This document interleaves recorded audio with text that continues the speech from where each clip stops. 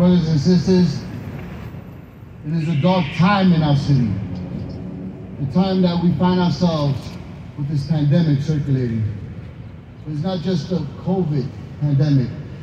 It's an epidemic in the diseases of violence that have plagued our city.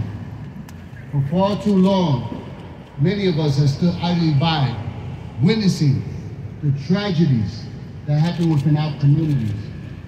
And many of us have turned a blind eye. Many believe this concept of being a rat. If I am part of the crime and I get caught and I tell on you by street and urban definitions, I am a rat. However, if I'm not part of that institution of criminality and I report you, I'm a concerned citizen. I recall a time when we used to police ourselves, when people used to run to the cops and beg to be arrested. We don't live in that legacy no more. We could go into Marxism, social structuralism, conflict theory. We could discuss sociology on different platforms. People say the reason why the crime is so high is because of poverty. I refuse to believe that. We have one of the greatest, robust, resourceful public welfare systems in the world. It's not the greatest, but we have something compared to other cities, other states.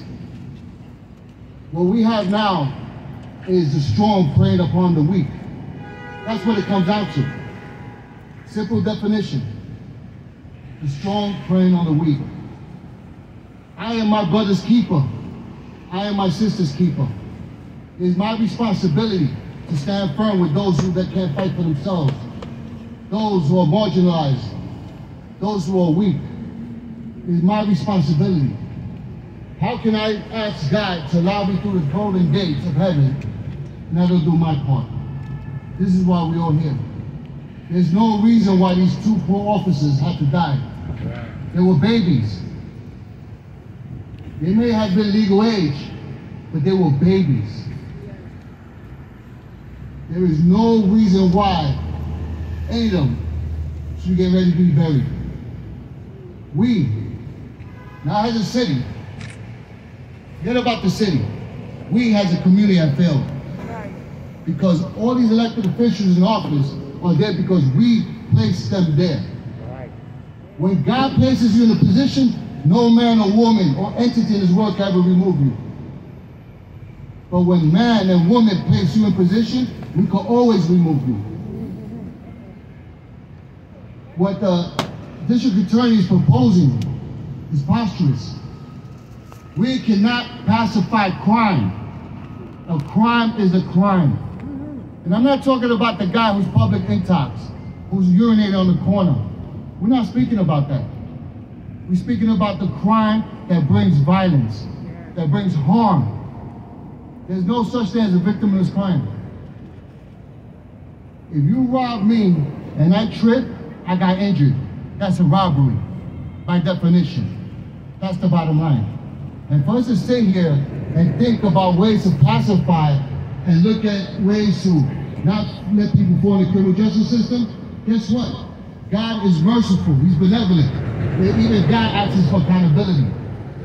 So we're here today as a collective because we're concerned. What the DA is affording us is not justice. Aristotle said it best. What is justice? Justice is to give due to whom due what is due. And we deserve justice. So when you sit here, you tell me that you robbing, you stealing because there's nothing else left, that's BS. That's an excuse. That's mollification. Right now, we're fighting chasing guns. The guns is not the problem, because we can take one gun off the street. It's not going to change much.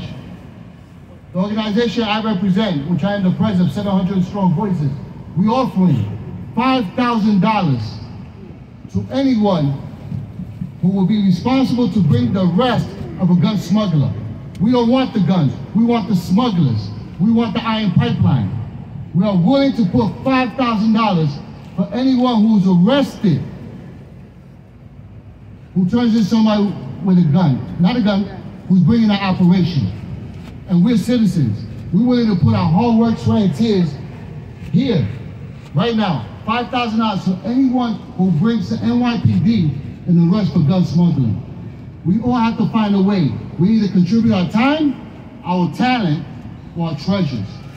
If you don't have time to invest in the community, find another way. If you have treasures, you got a couple extra dollars, hey, let's put up reward signs. If you have talent, you have an idea to reinvent this wheel that's broken, that's not working, please step forward. We really don't know how this is going to work out because we're going to have to sit down with NYPD. We have to sit down with this administration, figure out how we can get those $5,000 to the people. But we have $5,000 to any citizen who will help bring the rest of a gun smuggler. Because until we take the smugglers out, we will continue to have the acts of violence. So I tell you and I implore all of you, please stand up, stand firm. Don't be silent no more.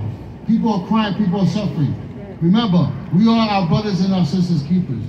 I ask that God bless each and every one of us. I ask that you take Officer Rivera and Mora, have them in your hearts and your prayers.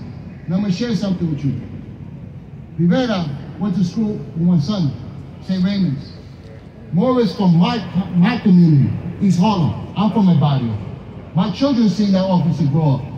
The proudest moments of their life is when they became part of the establishment to fix the city, to fix the problems in the NYPD. I can't sit here and paint this whole building with one brush. So I can't sit here and say every cop in the world is bad. Guess what? Some people gotta go. Some of our neighbors gotta go. That's right. But we can't sit here and just paint the whole building with one brush. Let's do better. Let's be better. God bless you, everyone, and everywhere. Thank you very much, Father. So we're going to start the program. My name is Alejandro Zayas. I'm the Director of Public Relations for New York State Chaplain Task Force. I'm one of the organizers with George, Leon, and Patrick. And next we're going to have one of the organizers, Patrick. Hi everybody. First, I want to thank the public for coming, all the people who show up, and also the media for coming out and letting us be heard. It's one of our biggest problems today. Citizens are not being heard.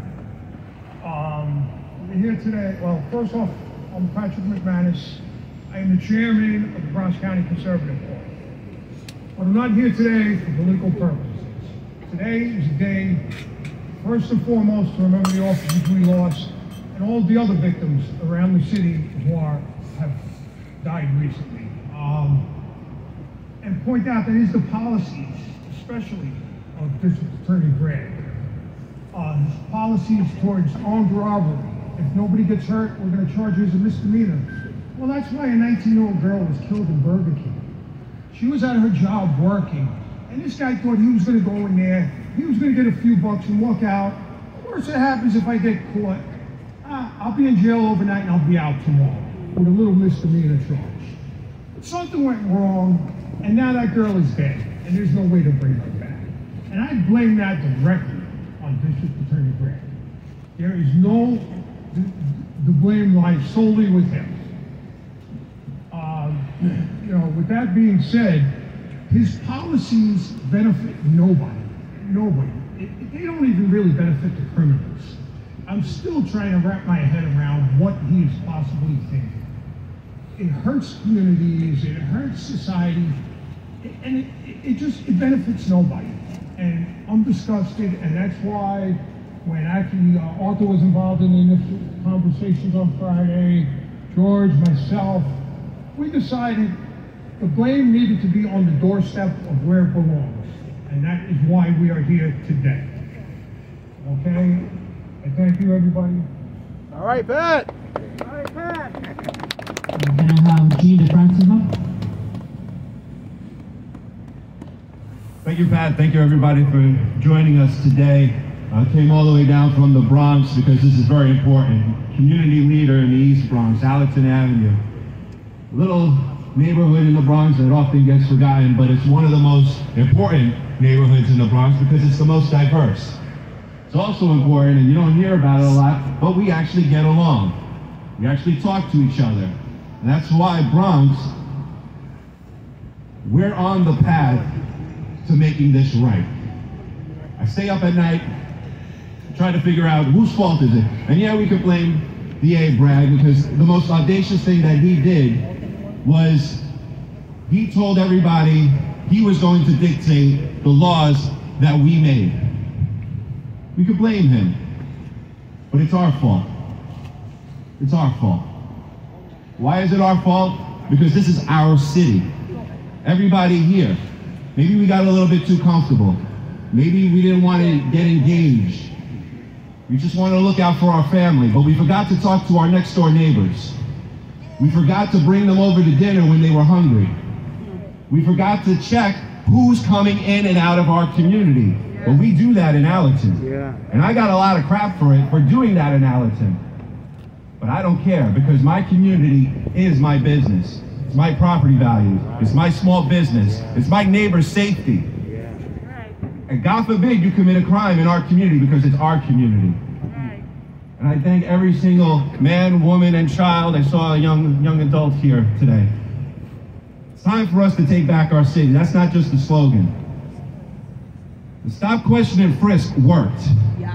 Without quotas. Bloomberg destroyed Stop, Question, and Frisk when he made the police officers X amount of Stop, Question, and Frisk before they got back to the office. When Giuliani implemented SQF, they knew who the gangbangers were in our community. They knew who were terrorizing the children and the elderly and the families in our community.